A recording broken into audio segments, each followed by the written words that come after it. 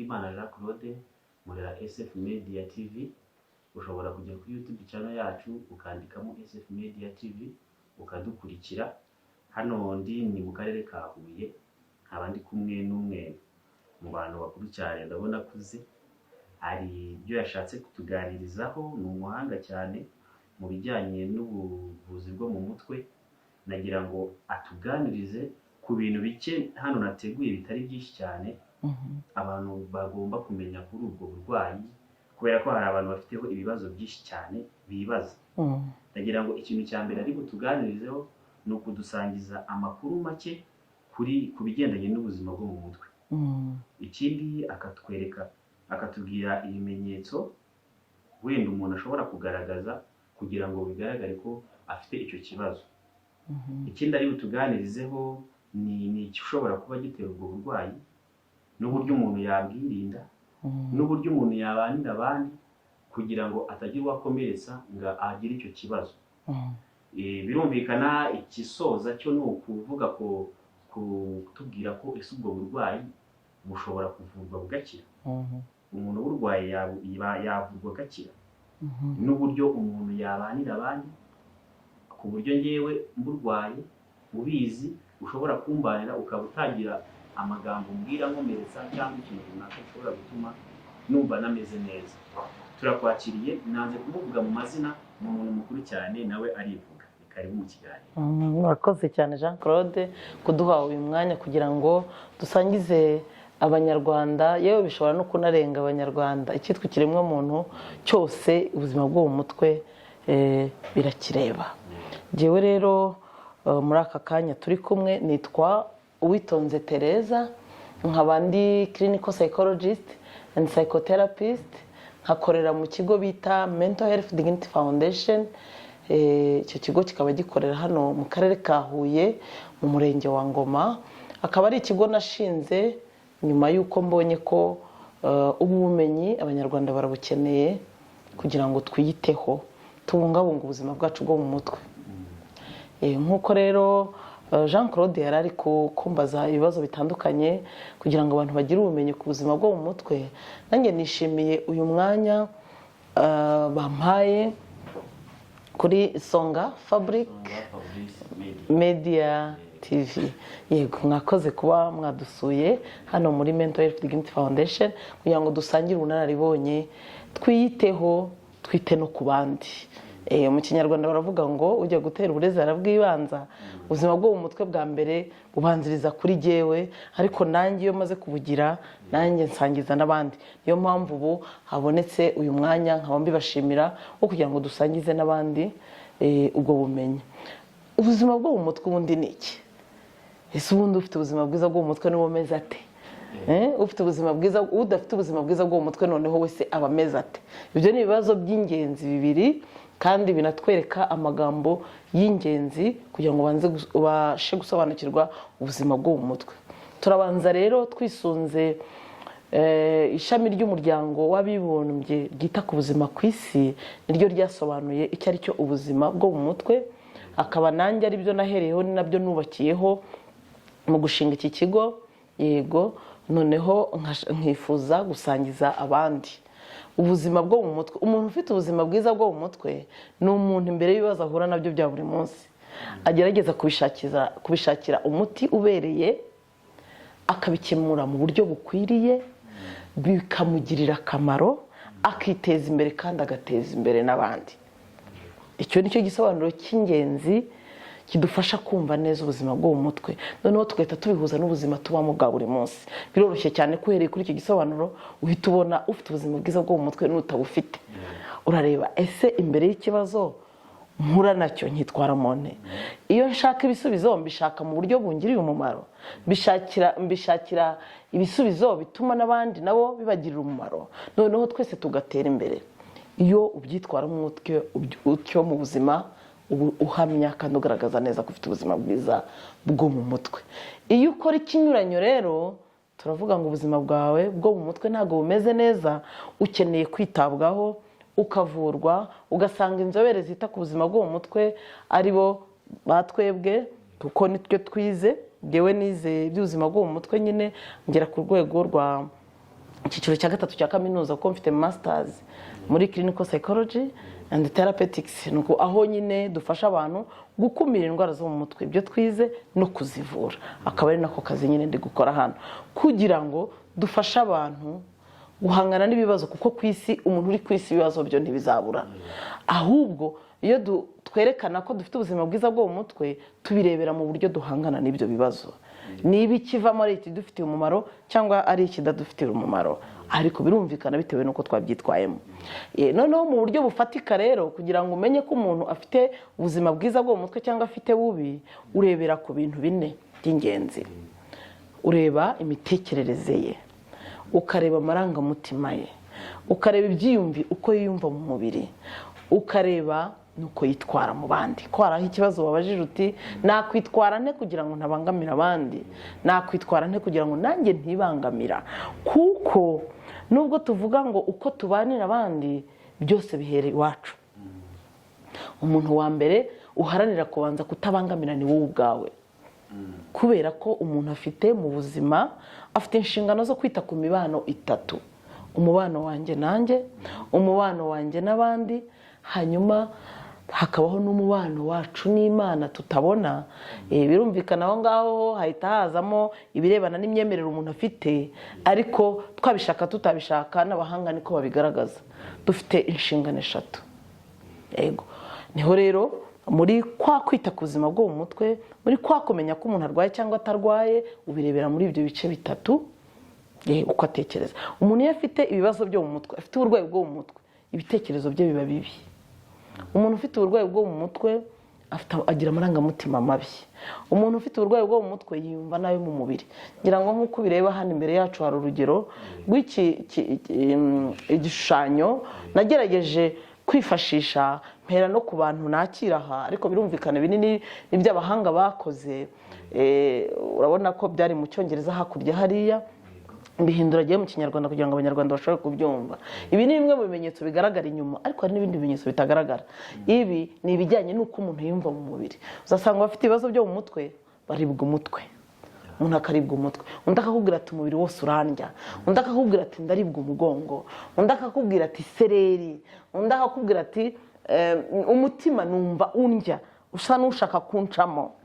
Abandi ugasanga bafite amasesemi, abandi ugasanga bagira ibimenyetso bakava atari uko ari mu mihango, ari ukubera ibihe bikomeye umuntu aba yarahuye nabyo. Abandi ugasanga bafite intege nke mu mavi, ntabashe guhagarara.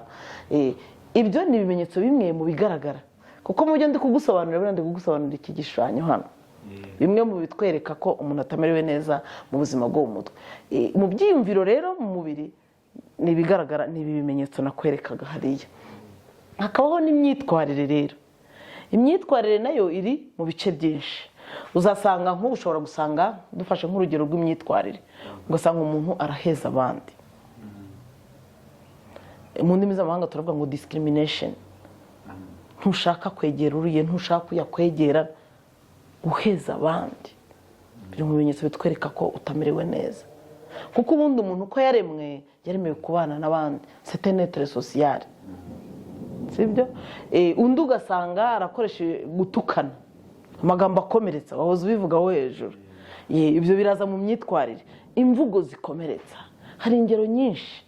Yenda muri aka kanya ntibyakoroha ko izo ngero zose nzijyamo, ariko zirahari nyinshi, aho dukoresha amagambo akomeretsa, gukoresha amagambo mabi kugira ngo abandi bamererwe nabi, kubahutaza mu myitwarire, kwiba, gukomeretsa abandi, noneho atari mu magambo ukabikora mu bikorwa.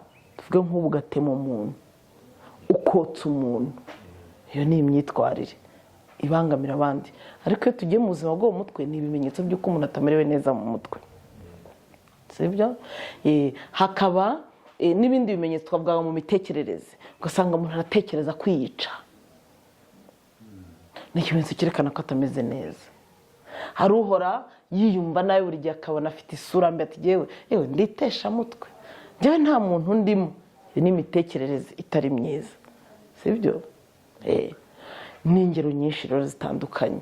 noneho y'amarangamutima ngiye mu bifatika kugira ngo umuntu abyumve. Amarangamutima mabi, umuntu ufite ibibazo byo mu mutwe agira amarangamutima mabi, ukazasanga umuntu arahorana ubwoba, umuntu arahorana umujinya w'umuranduranzuzi, mu Kinyarwanda niko babivuga. Abandi ugasanga mu marangamutima arafite ishyari, kugirira ishyari abandi bakagira urwango. Ni ingero nyinshi rero, amarangamutima ni menshi yose sinayarangiza, ariko ni ingero kugira ngo ubyumve.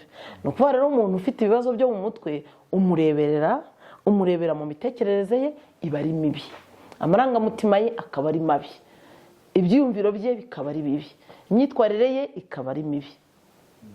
Naho turebera umuntu ufite uburwayi bwo mu mutwe. Birumvikana umuntu umeze gutyo kubana n'abandi biragoye, bihita bizana rero kubana nabi n'abandi. Nawe ariko ntabwo aba yibaniye, kuko niba ahora ataka umutwe nawe ntabwo yibaniye neza, nawe ntabwo umerewe neza. Niba ahora afite umujinya nawe ntabwo amerewe neza. Niyo mpamvu wa mubano we muri ya mibano itatu ukomeye cyane ni ukubanza kwibanira.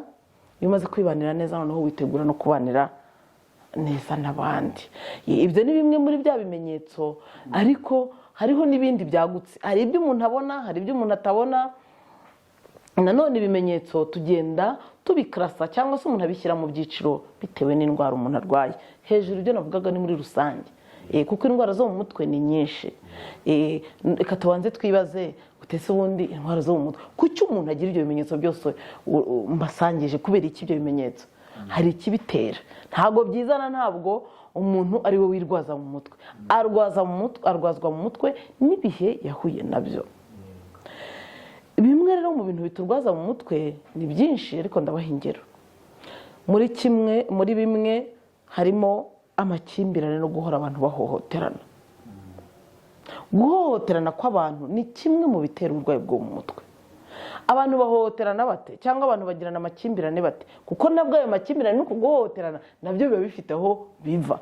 Nabwo ntabwo umuntu aguhohotera gutyo gusa, haba hari impamvu. Reka ariko byibura tubanze tugire n'ayo makuru ku birebana n'uburyo bwo guhohotera abandi. Umuntu ashobora guhohotera undi mu magambo mabi amubwira, bya bitutsi twavugaga.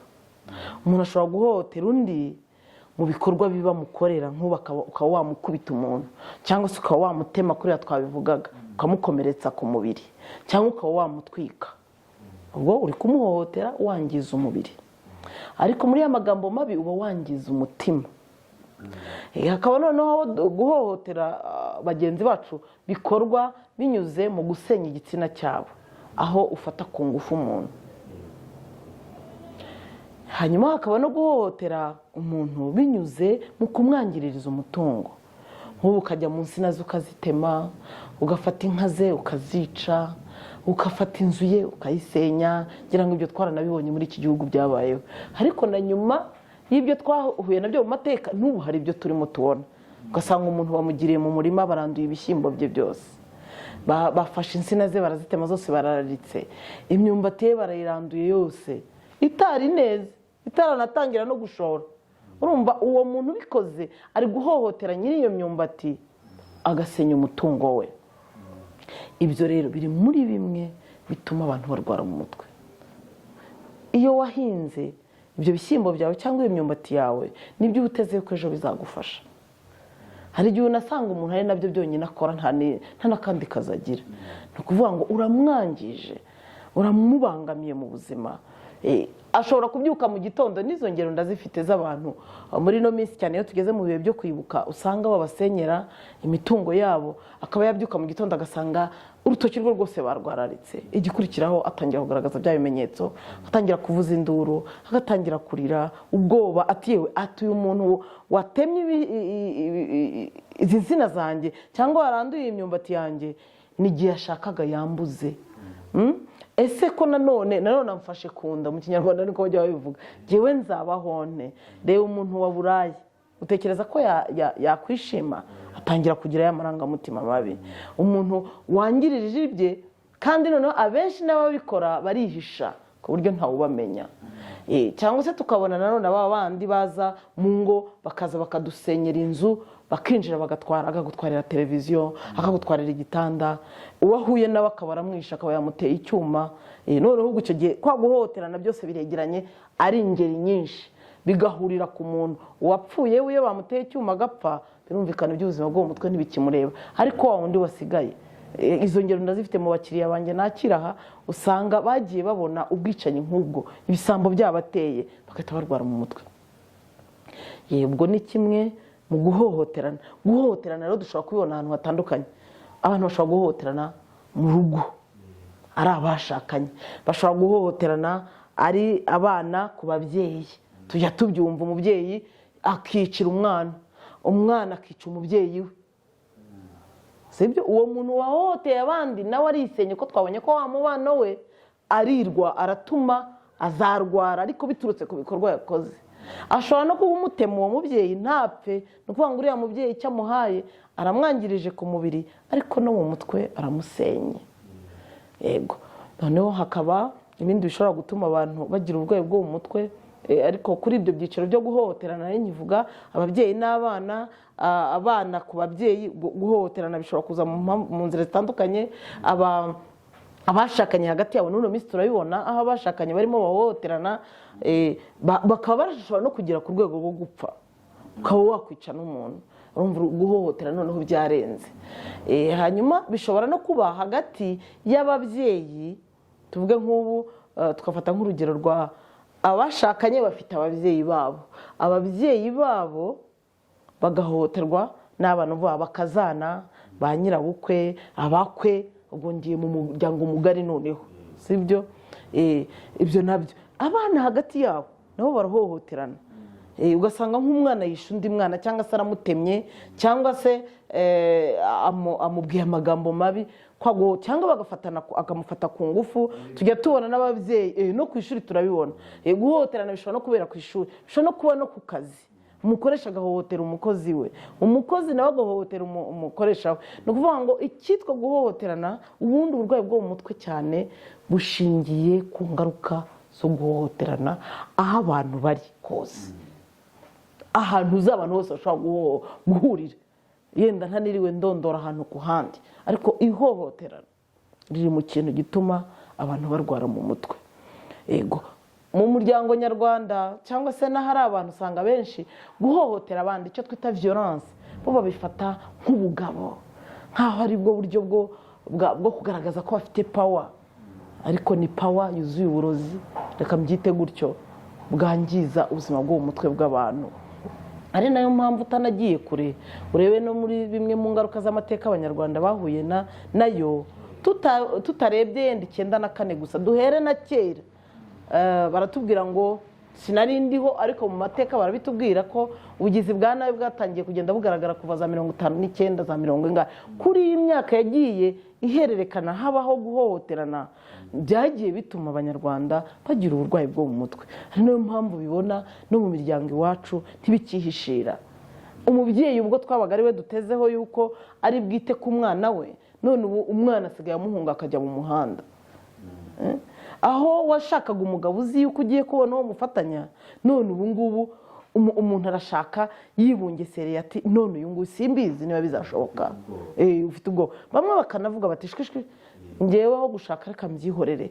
Ni ukubera iki? Kuko ikigaragara muri kominote yacu, mu muryango nyarwanda, biragaragara ko abantu benshi bafite ibibazo, nubwo benshi badasobanukiwe ibyo ari byo. Ariko jye mu bumenyi nahawe ku ishuri, ndimo ndagenda mbibona ko abantu benshi muri iki gihugu bararwaye.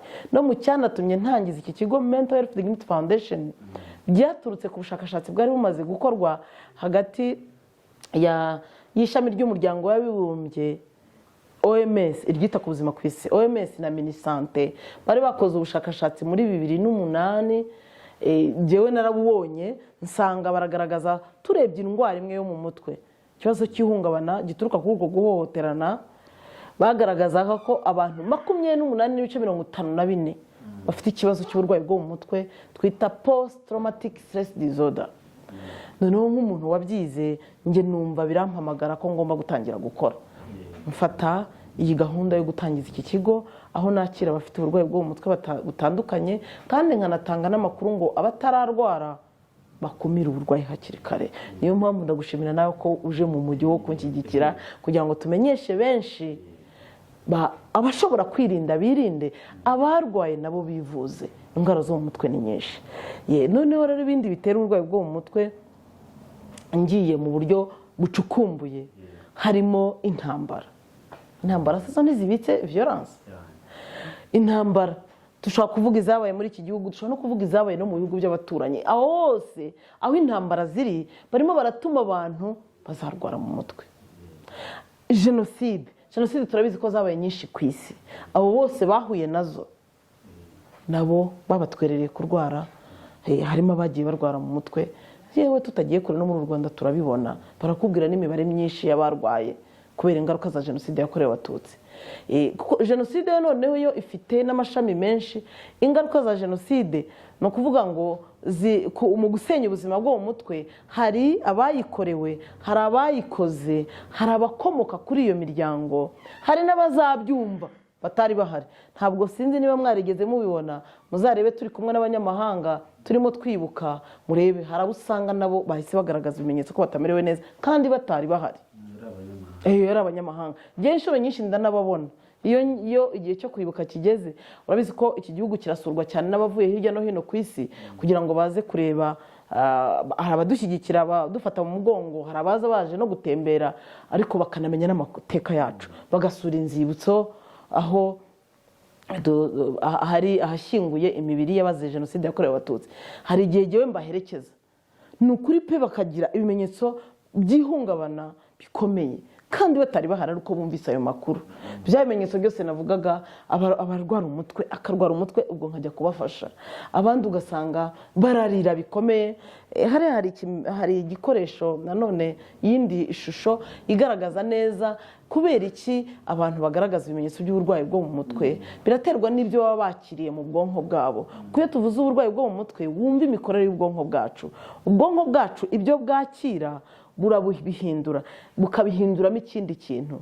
Ni ukuvuga ngo niba ubwonko bwacu bwakiriye ibyiza, hazasohoka birumvikana ibyiza. Uzasanga umuntu atekereza neza, akagira amarangamutima meza, akiyumva neza, akagira n'imyitwarire myiza. Ariko iyo ubwonko bwakiriye ikibi, iyo ntambara, jenoside, violence mu muryango, iyo twavugaga, biraza bigahindura imikorere yawe y'ubwonko, umuntu akahora ari muri crise. Haba habaye ikirero, ibice by'ubwonko biratandukana, ntibiba bigikorana byose. Noneho umuntu agatangira kugaragaza ibimenyetso, aribwo usanga umuntu azagira wa mujinya, azatangira kurira, azagira ubwo bwoba, azaribwa umutwe, azagira iyo sereri kwa kundi nabivuze hejuru. Ni ukubera ko ubwonko buba bwahinduwe n'ibyo byabayemo, mbese ubwo umuntu yabayemo, ibyo bihe bikomeye umuntu yabayemo. Ibindi nanone bituma abantu bagira uburwayi bwo mu mutwe, muri no minsi turanabibona, abasore n'inkumi bakundana barangiza bagashwana, cyangwa bashakanye nabo bashwana, ariko ibyo byenda twabivuze hejuru. Abasore n'inkumi bagakundana, reba iyo umuntu wamaze kumubona nk'inshuti yawe, nk'umuntu wawe wa hafi, hari naho bagera bakanarengera bakajya mu buzima bw'abashakanye, ntibanatinye no gukora imibonano mpuzabitsina batarasezerana, batarabana, ubwo burenganzira ntavuga ngo mu muco wacu wa Kinyarwanda tuzi neza ko nta muntu umusore n'inkumi kugira ngo bemererwe kugera kuri icyo cyiciro cyo gukora imibonano mpuzabitsina, tuzi ko biba bifite aho byanyuze. Hari inzira bicamo, ugasabwa mu muryango bakagutanga, mugasezerana imbere ya leta, uwo muryango tukawitegura, twese tukitegura kuzawubungabunga, ukajya imbere y'Imana kubera wa mubano wacu n'Imana, ugasaba umugisha imbere y'Imana, ukubaka urugo nawe uzi ko rufite umugisha. Hanyuma noneho ukabona uburenganzira, iyo mibonano ikaba ishobora kuba igamije kugira ngo mwororoke kandi birumvikane mubane neza, musabane nk'abashakanye. Ariko noneho abasore n'inkumi barabyinjiramo igihe kitaragera, bagera n'imbere bakanashwana. Umukobwa yamaze gusama inda, umusore wayimuteye ati sinkuzi, umukobwa bikurikiraho n'iki, afite inda, ahita yibaza nderekera he, mu rugo ntibyoroshye ko bamwakira, akibaza uwo mwana nzamubyarira he, bamwe bagatekereza gukuramo inda. Urumva ukuntu bita bizana gukuramo inda, yego, cyangwa kwiyahura. Abandi ugasanga baranatorongeye ku buryo udashobora kumenya iyo bari, bakagira ubuzima bugoranye biturutse ko binjiye mu buzima igihe kitaragera. habayemo kurengera dukurikije umuco wacu wa kinyarwanda, ari nako binagusenyera ubuzima bwawe bwo mu mutwe. Yewe na hano mu bakiriya nakira ndafite izo ngero z'abakobwa bagerageje kenshi kwiyahura, ngo abakoresha za omo, abakoresha imihoko, abakoresha za simikombe, abakoresha imiti y'imbeba kugira ngo biyahure nyuma y'uko bamaze gusama inda. Cyangwa se hariho n'ababigerageza bakajya bakitwara nanone bakagaragaza ibimenyetso by'uburwayi bwo mu mutwe, ntibanakoze iyo mibonano mpuzabitsina ariko kuko mwanze, ugasanga hari uhise yinjira mu gufata ibiyobyabwenge, kuko icyo ni ikimenyetso cy'uburwayi bwo mu mutwe. Ngo abazi ko arimo arwana no kugira ngo ibyo bitekerezo byinshi no gukomeza kumugarukaho ntibyongere, mbese ahangane n'iyo mitekerereze mibi iri kuzamuka muri we, ariko mu by'ukuri rwose si umuti, ahubwo ni ukwiyangiriza ubuzima bwo mu mutwe kurushaho. Yego, ubwo rero nacyo navuga ngo hari ukoresha ibiyobyabwenge ari nk'ikimenyetso cy'uburwayi bwo mu mutwe, hari n'ukoresha ibiyobyabwenge bikazamutera kurwara mu mutwe. Muri kominote turabibona kuko byangiza imikorere y'ubwonko. Ibindi bidutera uburwayi bwo mu mutwe muri ino minsi murabibona mu muryango nyarwanda, uku gutandukana kw'abashakanye. Barabyaye, bamaranye umwaka 2, 3, bafite umwana umwe cyangwa 2, wajya kumva umugabo ngo aragiye, wajya kumva umugore ngo aragiye. Gutandukana hari biri mu buryo bwemewe n'amategeko, ariko hariho n'ibyo abantu bikorera, kwa kundi tuvuga ngo umuntu yahukanye, cyangwa se mukaba muri kumwe mu nzu, umwe akagira icyumba cye n'undi icyumba cye. Bamwe ngo baba badashaka ko hanze babimenya, kandi bari basanzwe ari intangarugero mu kagari cyangwa mu mudugudu, bagahitamo kubigenza gutyo. Ariko buriya birangira bigaragaye kuko ubwo buzima muba mubanyemo ntabwo bubagwa neza, batangira kugira ibimenyetso by'uko barwaye. Bamwe ugasanga ntibasinzira, abandi bakabona bagacika intege mu buzima. Wari ufite akazi ugasanga ntiyongeye gukora. Ndabafite hano abo nakira bahagaritse no gukora akazi kubera gutandukana nabo bashakanye. Ni ukuvuga ngo rero abashakanye, gutandukana kw'abashakanye ni kimwe mu bitera uburwayi bwo mu mutwe, haba kuri ba nyir'ubwite, umugore n'umugabo, noneho abana bo bibagwa nabi kurushaho, kuko abana bo bwa bwonko twavugaga twakira ibibabayeho, abana bo nta nubwo baragira n'imbaraga zo guhangana n'ubwo buzima. Mbwira umwana w'imyaka 7, mbwira umwana w'imyaka 10, turabizi ko abana bari munsi y'imyaka 18 barebererwa n'ababyeyi. Uwo mwana iyo bamusize angana gutyo birangira ari babandi bagiye mu muhanda, bikarangira babohereje mu yindi miryango, abo ngabo bakagenda bagafatwa nabi, kwa guhohoterwa nabyo bikaza bigatuma abana barwara. Ndabafite abana rero nabo bameze batyo, bari mu miryango imeze gutyo, abana bagize ibibazo. Ndibuka hari umwana umwe wigeze kumbwira ati "Jye nabuze icyo nkora, atuse njye kwa mama cyangwa njye kwa papa."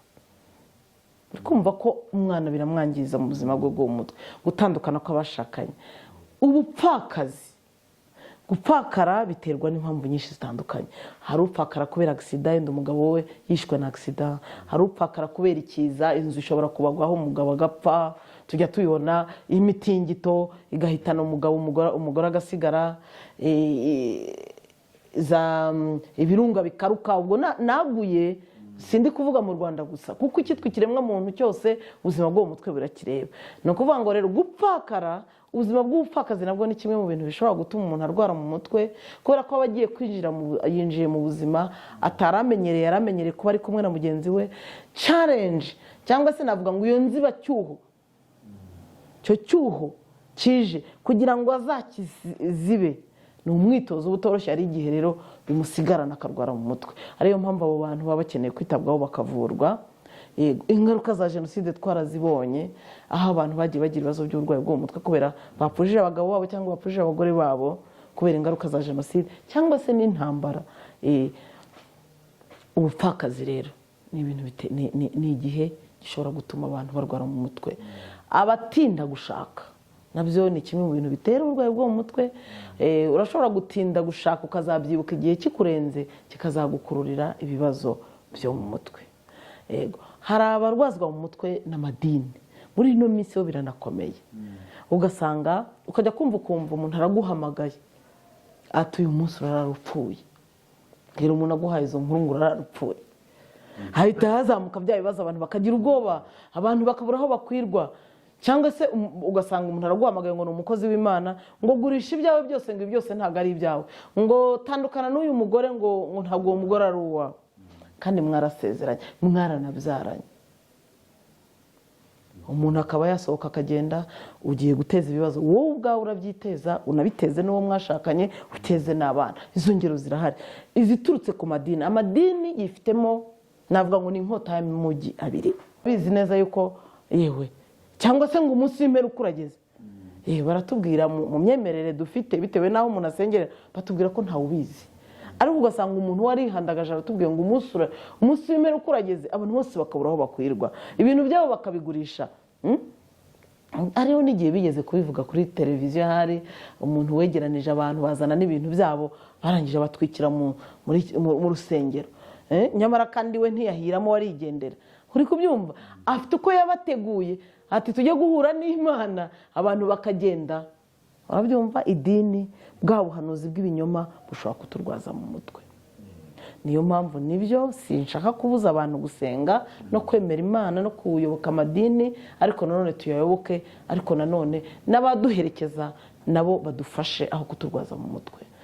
Abo bahagarariye amadini, natwe ariko tugomba kugira ubwenge bwo kwiyitaho, tubungabunga ubuzima bwacu bwo mu mutwe. Yego, ibindi bitera uburwayi bwo mu mutwe rero nanone indwara zikomeye, sida, kanseri, COVID-19 yarwaje abantu benshi. Uwo batoragamo COVID-19, mfata urugero rwa hafi kuko no mu bakiriya banyenda bafite, yaramwamagaraga ati ndapfuye, ati jenoside iragarutse. Umutima wamuvuye, ati noneho sinshobora kuryama, sinshobora gusinzira, jenoside iragarutse. Yego, indwara zikomeye ni kimwe mu byangiza ubuzima bwo mu mutwe. Turishimira yuko ngira ngo muri uyu mwaka aho covid yatangiriye yari ikomeye, ni naho mu Rwanda batangiye gushyiramo clinical psychologist mu masantere de santé kugira ngo bite ku bantu, bite ku buzima bwabo bwo mu mutwe. Ni ikintu cyiza ko leta yacu nayo yabibonye. Yego, bakomeze n'ubundi banabashyigikire mu gukomeza kurangiza izo nshingano, bite ku banyarwanda babikeneye, bareba izo nguni zose uburwayi bwo mu mutwe bushobora guturukamo. Ni ukuvuga ngo ibitera uburwayi bwo mu mutwe rero ni byinshi, nta nubwo nabivuga ngo mbirangize. Za accident mu muhanda ni byinshi cyane. Accident mu muhanda, reba nk'ubu kubona ukabona imodoka ziragonganya abantu barapfuye, cyangwa wari uri mu modoka ugakora accident, abantu bose bagapfa ukarokoka wenyine. Nagiye numva kuri televiziyo ho bakavuga bati umuryango wari utembera ugiriye Bugande, papa na mama n'abana bageze mu nzira bakora accident, hasigara mama cyangwa hasigara umwana wenyine. Uwo muntu usigaye yagombye kwitabwaho mu buzima bwo mu mutwe, kuko accident irangiza ubuzima bwo mu mutwe, igatera indwara zitandukanye. Rero indwara zo mu mutwe rero ni nyinshi. Yenda jyewe hano nababwira kuzo nkoraho, nkora kuyo bita post traumatic stress disorder, nkakora kuyo bita traumatic grief. Iyo ni indwara yo mu mutwe iza nyuma yo gupfusha uwo wakundaga. Ariko birumvikana kugira ngo twemeze ko uyifite tubanza gupima kugira ngo turebe ngo uri ku kihe kigero. Hari ikigero cy'uburwayi, hari n'ikigero tuvuga ko ari bisanzwe. Noneho hari antisocial behavior, abantu bafite ya myitwarire mibi ibangamira abandi. Iyo ni indwara bita psychopathy. Ubu bazakubwira ngo kanaka ngo ni umusipopate. Iyo uvuze ngo ni umusipopate, ni ukuvuga ngo afite imyitwarire ibangamira abandi myinshi, yandi twavugaga gutukana, gukomeretsa abantu, kutubahiriza gahunda uko yayipanze, kwiba, kwangiza iby'abandi, kuba ari umuntu ukora ibintu ahubuka, kuba muri we ubudahemuka ntacyo bimubwiye, ahemukira abandi uko yishakiye. Wa wundi udashobora gukeneraho ubushyigikizi ngo mubone, bashaka kugukenera ngo wowe duhagararire, ugasanga umuntu ashaka guhagararira abandi. Yego, harimo imyitwarire myinshi. Hari n'abantu bumva guhemukira abandi bibashimishije, ubwo si bwaba ari uburwayi? Urakoze cyane. Icyo ni ikindi kimenyetso nanone, gushimishwa n'ibibi n'uburyo abandi bamerewe nabi, kutabagirira impuhwe, kutifatanya nabo mu bibazo bafite. Ibyo ni uburwayi, ni ibimenyetso by'uburwayi bwo mu mutwe bita nyine psychopathy. Sinzi uko ndibivuga mu Kinyarwanda. Ugaragaza imyitwarire ibangamira abandi, antisocial behavior. Yego, ni myinshi rero, imyitwarire myinshi. Ariko ibyo byose, iyo myitwarire buriya nukora ikintu kitari butume haza ya marangamutima meza n'imitekerereze myiza n'ibyumviro byiza, ibyo byose bigenda bitujyana muri bwa burwayi bwo mu mutwe. Ariko nyine ubwo burwayi bwo mu mutwe bukagira ibyiciro bitandukanye, bikagira amazina atandukanye. Nari ndikubwira hano rero ibyo nkoraho, mfasha n'abantu bagiye batekereza kwiyahura n'abagiye bagerageza kwiyahura ntibapfe. ko ndabafite abo bagiye babigerageza akanywa nk'ibinini byinshi kwa muganga bamuha ibinini kwa kundi ugenda kwivuza bya bindi byose agahita abinywera rimwe ngo apfe nuko agatangira nyine birumvikana umuntu wanyweye imiti irenze kuko imiti n'uburozi iyo uyinyweye mu buryo muganga ataguhaye nk'umurongo mugiraho ikibazo akajya kwa muganga akivuza ariko kwa muganga naho bakaduhuza nawe kugira ngo tumufashe kugarura imitekerereze myiza kugira ngo yongere kugaruka mu kubana neza n'abandi kuko ibyo byose bitabyangiza nawe umubano wacu n'abandi yego birumvikana niba ubanza kwihemukira ariko n'abandi reba niba wari umufite nk'umugore cyangwa ukaba umufite nk'umwana akiyahura urabizi yuko mu rugo iyo habaye icyo kibazo ngo umuntu yiyahuye bibazwa abasigaye bakabishakira muri mwenda bishoboka ko mu by'ukuri atari mwe mubona bifitemo ikosa yego nuko ubundi burwayi mvura rero ni indwara bita y'icyoba anxiety mu ndimi z'amahanga indwara y'agahinda gakabije depression nabyo byagaragaye muri icyo gihe ntangira iyi gahunda byagaragaye ko umubare munini cyane w'abanyarwanda bafite indwara y'agahinda gakabije indwara y'agahinda gakabije nayo nta handi iva ni bya bindi navugaga hejuru nayo makimbirane ni uko guhohoterana ni ugutakaza ibyawe ni ugutakaza abawe nk'ubu muri iki gihe cya COVID-19 harimo benshi batakaje akazi harimo benshi batakaje ibintu byabo birahomba ni ukuvuga harimo rero umubare ndabafite no mu bondi gufasha bagiye bagira ikibazo cy'indwara y'agahinda gakabije kubera izi mpinduka zazanywe na COVID-19 yego hariho n'abanywa ibiyobyabwenge rero kunywa ibiyobyabwenge nabyo ni uburwayi bwo mu mutwe nabyo mbikoraho mubona agiye nkorana nabo nsanga abanywa ibiyobyabwenge bifitanye isano n'amakimbirane no guhohoterana mu miryango ugasanga n'umugabo abanye nabi n'umugore we akabona nta bundi buryo akagenda akirarira mu kabari ijoro ryose rigacya yinywera ni ukuvuga ngo iyo niyo nzira yatoye yo guhunga bya bibazo biri mu muryango aho ntabwo ari umuti ahubwo biri kumusubiza inyuma kurushaho yego hariho rero abaza hano bakaza nkabaherekeza noneho tukabafasha gukemura bya bibazo bafitanye mu muryango bakongera kubana amahoro ndafite abashakanye nagiye mfasha babanye neza ibibazo bakabisohokamo n'inzoga bakahita bazireka yego bakazireka yego hariho abiyumvamo ko nta gaciro bafite icyo twita low self esteem umuntu akumva nta gaciro afite nabyo ni akumva ntacyo amaze buriya bajya kwiyahura habanza icyo cyiciro cyo kuba bumva ntacyo bamaze iyo yumvise ntacyo amaze ibikurikiraho hajya no kwiyahura umubare munini w'abantu biyahura mu bushakashatsi bavuga yuko baba bafite icyo kibazo cyo kumva nta gaciro bafite nta n'icyizere baba bafite n'ababa basafaringa n'ubundi low self esteem yego hanyuma guhangana rero n'amakimbirane mu muryango mbikora nanone mu buryo bwo gukumira izo ndwara zo mu mutwe mvura hanyuma akaba urumva turabapima nkagenda mpima nkareba ikigero bariho hanyuma nyuma nkatangira urugendo rwo kubavura iyo nshoje kubavura nkakora n'isuzuma kugira ngo ndebe igipimo binjiranye ndangije kubavura bageze he kugira ngo turebe aho bageze turebe urugendo twakoranye icyo rwatanze hanyuma kandi tukanasuzumira no muri ya myitwarire no muri ya marangamutima n'imitekerereze n'ibyiyumviro bafite kuko nk'abafite umutwe usanga iyo maze kumuvura umutwe urakira nyasereri igashira kwa kuribwa mu mubiri bigashira kwa gutitira bigashira kwa kudasinzira noneho akabasha agasinzira hariho bagiye hari usanga bafite ibimenyetso byo kudashaka kwegera abandi noneho agashobora kwegera abandi hari n'abo usanga bari bagenda mu bindi bimenyetso ugasanga umuntu yanze gukora yazinutswe gukora ntashaka gukora ubwo rero wenda kuri icyo cyiciro cy'ibitera uburwayi bwo mu mutwe n'ibyo bimenyetso nshatse naba ncumbikiye aha ni byinshi byo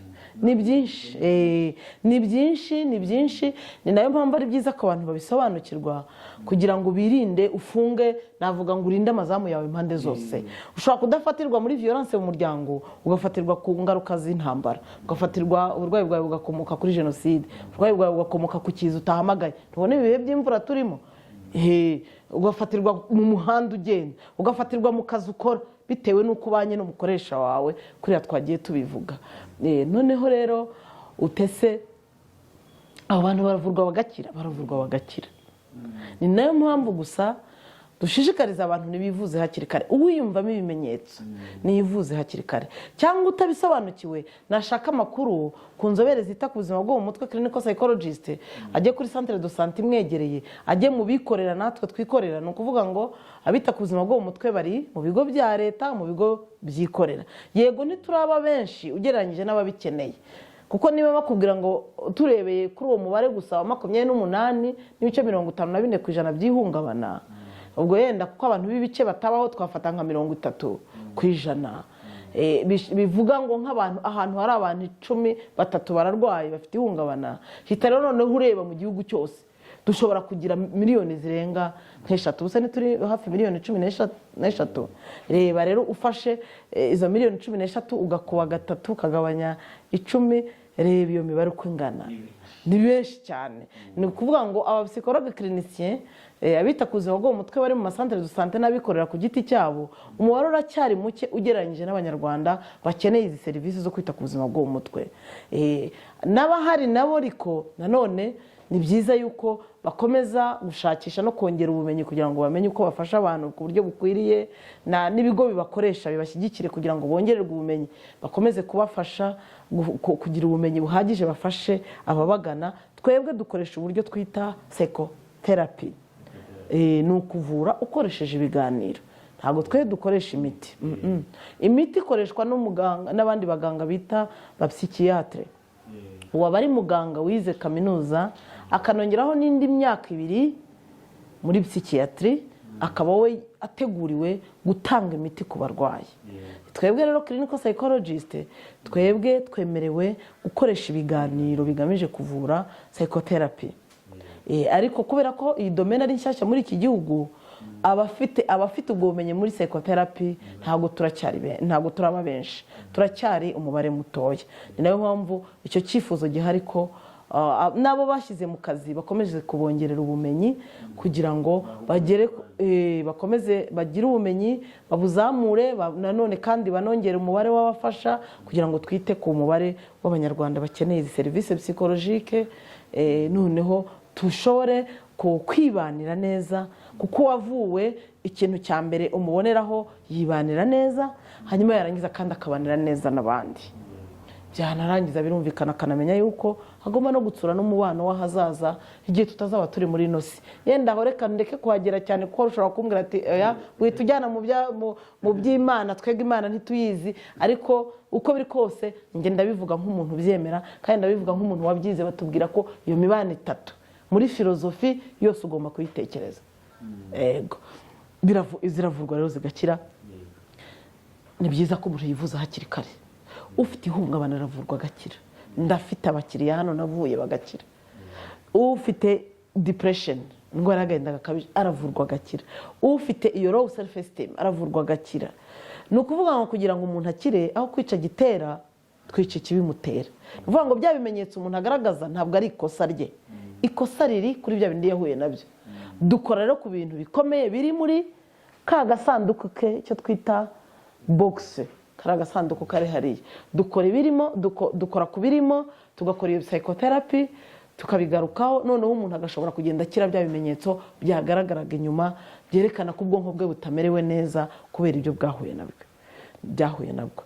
Ibyo byose rero nuko izo ndwara ziravurwa zigakira. Abafite antisocial behavior, abo biba, abo bicana, abo barwana, abo bifuza ko abandi barwana, abo bahemukira abandi, abo batukana, abo bahubukanga mu myanzuro bafata ikabangamira abandi, ibyo byose biravurwa bigakira. Bisaba ko winjira mu rugendo icyo twita session thérapeutique. Ntabwo ari muri session, ni urugendo.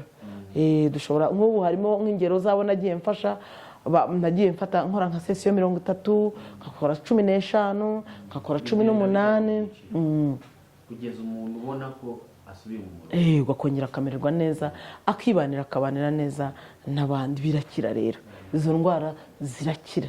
Gusa abantu ntibazivuze kare, kuko iyo umuntu atinze kwivuza indwara ishobora gukomera ikazananirana.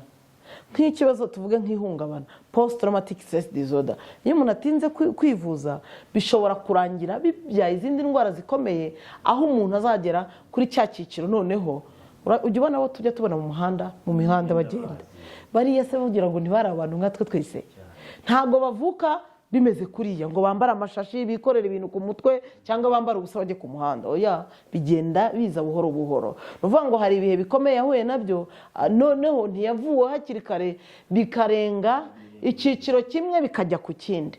Bishobora kuva kuri post traumatic stress disorder, umuntu tukamusanga yarasohotse mu bumuntu cyangwa se mbyite tuvuga ngo yasohotse muri realite, mu kinyarwanda sinzi ukuntu nabivuga, agatangira kubaho mu by'ukuri mu buryo umuntu adasanzwe abaho. None si umuntu agize atya byaratangiye buhoro buhoro. Reba nk'umuntu ugenda mu muhanda akambara ubusa, twese tukitambukira abantu bakamunyura ukabona we nibisanzwe ntacyo bimubwiye. Uriya ntabwo turi kumwe mu isi, yagiye mu yindi si. Ni ukuvuga ngo uburwayi bwo mu mutwe bwararenze bujya mu kindi cyiciro, kandi ashobora kuba yaratangiye ari PTSD abantu bashobora kuvura, bikazakura bikagera ku rwego aho kumuvura byoroshye.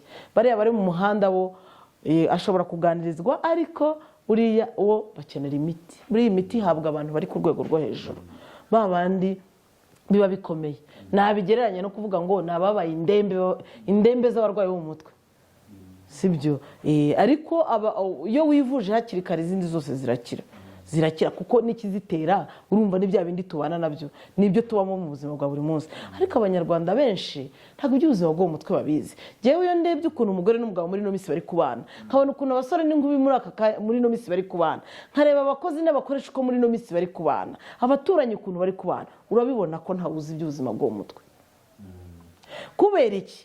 Reba kwa kundi ugiriye nabi umuntu, tuvuga ukamutuka cyangwa ukamutema cyangwa ukamutwika cyangwa ukamusenyera ibye, wibwira ko ari we wangije wenyine, ariko nawe ntiwisize, nawe bikugiraho ingaruka. None kuko ubundi twagombye kuba mu kubaka ubuzima bwacu bwo mu mutwe, twagombye kuba duharanira kubakana, nka kubaka ukanyubaka. Ariko iyo ngusenye njyewe nibwira ko ari wowe nsenye, ariko birarangira nanjye bikangarukaho. Iyo ugirira nabi undi umugirira nabi, ariko nawe utiretse. Ingero ubone twazibonye, ntabwo tuzibona ku musozi. Ushobora gutangira wibwira ngo ni kanaka udashaka ko agubwa neza, ariko bikaza kurangira nawe ugenderamo. Hariho n'igihe wowe umupangire kibi bikaza kurangira ari wowe bihitanye. Baranabivuga mu kinyarwanda rega, ubwo urwobo ducukurira abandi nitwe tuzarugwamo. Mu buzima bwo mu mutwe rero neza, uwo mugani utuma mpita mbyumva neza iby'ubuzima bwo mu mutwe. Urengere ubuzima bwawe bwo mu mutwe, bityo unarengere n'ubw'abandi. Irinde gukora ibyo bibi, irinde uko guhohotera bagenzi bawe muri za nzira twabonye, kuko ni nabyo nabo bikubaka. Nugubwa neza n'umuturanyi bakagubwa neza, noneho tugenda tubihererekanya bw'ubuzima bwo mu mutwe bugakwira hose. Ariko iyo tukoze ikibi, duhere n'ubu nko ku rugero rwa jenoside yakorewe Abatutsi, birimo biragira n'ingaruka no ku batari babizi. Abarimo bavuka ubu ngubu bari bahari se, ariko uzareba iyo tugeze kwibuka n'abana bavutse nyuma ya jenoside nabo bafite ibimenyetso nk'ibyo abari bahari bafite, kandi bo batari bahari. Abahanga batubwira ko bizatugiraho ingaruka kugeza ku gisekuruza cya 7. Uri kumva ukuntu ari kera? None se turimo turakora iki kugira ngo duhagarike bitazagera aho ngaho? Niyo mpamvu ibyo wakoze ni ikintu cyiza cyane, abantu basobanukirwe, kuko buriya harimo abicwa no kutabimenya. Yenda iyo abantu bafite amakuru, baranabivuga muri no minsi ngo cyambere n'amakuru. Iyo ufite amakuru bakamenya naho babariza, uwarwaye akivuza, utararwara akaba bizi ngo iki gishobora kunjyana ku kurwara mu mutwe. Ubwo kera batekereza ko abarwayi bo mu mutwe wari za dayimoni, ari n'uburozi. Ntabwo ariko biri. Abakera nyine ubumenyi bwabo naho bwagarukiraga, ariko ubumenyi buratera imbere, siyansi iratera imbere. Uburwayi bwo mu mutwe buva mu buryo tubana. Nibanira nabi nkabanira nabi, ko iyo mbaniye mugenzi wanjye nabi, nijye wibaniye nabi, kuko ibizamugeraho nanjye ntibizansiga. Tuzi ko abantu barwaye mu mutwe akenshi dutangira kuvuga ngo baramuroze, gutyo kandi atari ukutamenya amakuru. Ni ikibazo cy'ubumenyi buke. Tukiri aho ngaho hari ikibazo nibajije, mbese ngo umuntu ngo hari ubudahangarwa ngo yaba afite bw'umubiri ngo bushobora gutuma atarwara indwara yo mu mutwe, bitewe n'ibintu tuganiriye byinshi. Nishubije kubera ko numvise ko ntibituruka ku muntu, ahubwo bituruka ku byo yabonye cyangwa yagiriwe, bigatuma ahungabana, bigatuma yagira ikibazo cyo mu mutwe. Ubwo rero ni ukuvuga ngo umuntu yamenya amakuru mbere, kuko bitangira ari umutwe ukuri, bigatangira ari isereri, bigatangira wumva utameze neza, wowe ukibaza ngo nibimeze bite, ukajya kwa muganga bakaguha utunini, ariko ubashije kuba ufite amakuru ahagije kuko twakusuye ukatuganiriza, urumva wajya umenya ngo bino bintu biri guterwa n'iki, reka ngende shaka umuntu wanganira, wamfasha hakiri kare ampe ubwo bufasha, icyo twita iyo psychotherapy. Ko mu kinyarwanda biragoye iyo bivuze ngo kuganira babifata nk'ibintu byoroshye, kandi jewe uburyo nganira bitandukanye nuko abandi bantu bonze baganira. Muri bimwe mu byo tuganira ni ibi: mbanza gutanga amakuru, nkamuha amakuru wangezeho hano kuza kwivuza, mbanza gufata umwanya wo kumuha amakuru ku buzima bwo mu mutwe. Ntabwo ibyo uzabisanga mu baturanyi, ntabwo mu rugo iwacu tubiganira, uzabiganira na papa wese atabizi. Niyo mpamvu ibiganiro byacu bitandukanye n'iby'abandi. Hanyuma iyo tumaze gukora ibyo biganiro, ndapima nkareba bitewe n'ibyo wahuye nabyo, nkapima nkareba ingaruka byakugezeho mu buzima bwawe bwo mu mutwe, mpereye kuri bya bimenyetso wagiye uzana wambwiye, hanyuma hakazaba kukuvura no kuzasuzuma. None si iki kiganiro muri community yacu nyarwanda tuganira gutyo, ariko kubera ubumenyi buke abanyarwanda bafite, ibintu byose birangira ngo kuganira. Rero n'umuntu wigeze kumvugira aramwe ngo tere ngo nawe warize kwiga kuganira, kose wagiye kwiga ngo ninde utaganira. Ndabungana ariko ntuzansure hanyuma urebe uko nganira. Ni kuko sinakurenganya iyo bivuze gutyo, urabivuga nk'uko kuganira ari ibisanzwe. Ibiganiro bigamije kuvura bitandukanye n'ibiganiro bisanzwe. Twebwe ibiganiro byacu bigamije kuvura biba bifite intego, ni ugukiza umuntu. Ibiganiro byacu bigamije kuvura dufite amahame tugenderaho y'umwuga, aho utangirira naho ugarukira. Ariko ibiganiro byo hanze yewe nuko gutukana muratukana, kuvuga byo hanze nabyo biturukamo uburwayi. Niho narindi kuvuga no gutukana muratukana, no kugambanira abantu murabagambanira, guteganya uko muzahohotera kanaka. Umugabo ati umva jewe ndaza, umva uyu munsi ndaza kumuka, ukamushyigikira. Uyu munsi ndamwikubitira umugore wanjye, ukamushyigikira. Udakubise umugore se ubwo wakora iki? Umugore udakubitwa se ubwo abaho, umva uramushyigikiye mu kujya guteza uburwayi uwo mu mama, ndetse nawe atiretse. Sibyo, aho wakamufashije uti nyamara umenye ko niba ugiye kumukubita, uko kumukubita biramugiraho ingaruka, ariko nawe ntusigara. Twebwe nibyo tuganira hano rero, tukabereka ko harimo ibyo ukora wibaza ngo uri igabo, kuko mu muryango nyarwanda iyo ukoze ikibi niho bavuga ngo ndi igabo, uzarebe ko bahita bamukomera mu mashyi. Ukubita umwana batumva ataho gusa utamukubise wakora iki? Ku ishuri umwana yarwara n'undi ati bose bakogeza, barimo nibo abandi bafite bya bimenyetso twahoze tuvuga, antisocial behavior, bafite imyitwarire ibangamira abandi, kuko ikibi baragishyigikira, ni nacyo kizavamo ko turwara. Umwana bakamukura iryinyo, umwana bakabamukubise hasi, umwana akarwara. Ibyo bimenyetso birahari cyane mu muryango wacu nyarwanda.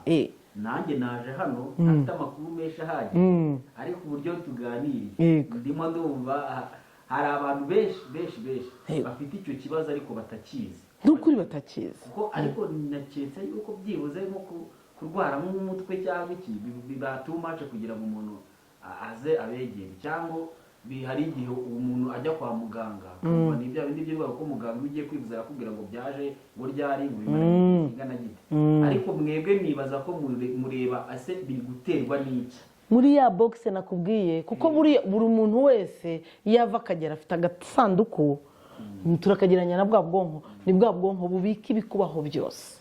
Nubwo byaba hashize imyaka 30-50 mu bwonko biriyo, bigasigara bigukoresha wabishaka utabishaka, ntago bigusaba uburenganzira. Niyo mpamvu rero uzasanga hari abantu baribwa umutwe akawumaranye imyaka 30-20 umutwe utarakira, bitewe n'iki?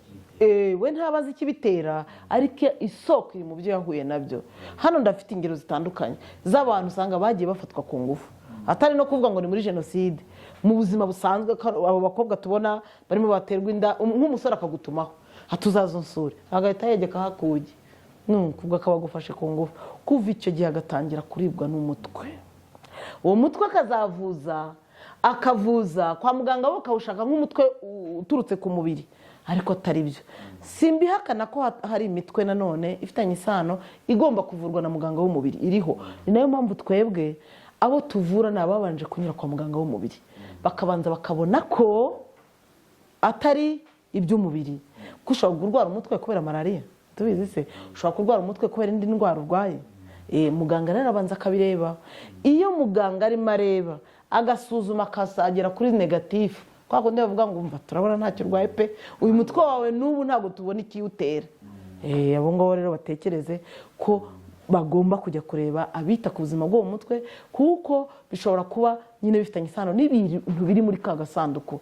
Agasanduku kawe kabitsemo iki? Iyo bageze hano rero muri bya biganiro byacu tureba bya bindi biri mu gasanduku, ngira ngo hano noneho byarushaho kumvikana. Tureba bya bindi biri mu gasanduku tukabikoraho, ibiganiro byacu bikazabashamikiraho. Niyo mpamvu bifata amasesiyo menshi kugira ngo ibiri mu gasanduku k'uwo muntu tubikoreho azageraho umutwe ukira. Hari umudamu nakiriye namuvuye inshuro 15, yari afite ikibazo cy'umutwe, bari bageze kumwohereza hanze mu Buhinde.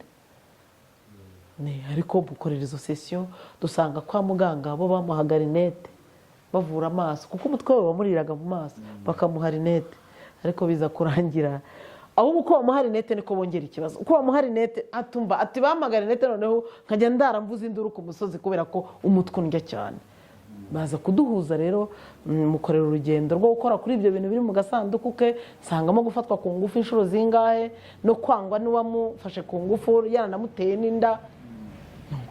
Ndamuvura izo sesiyo zose, umutwe urakira. Ibyo kujya mu mahanga biba biraroreye.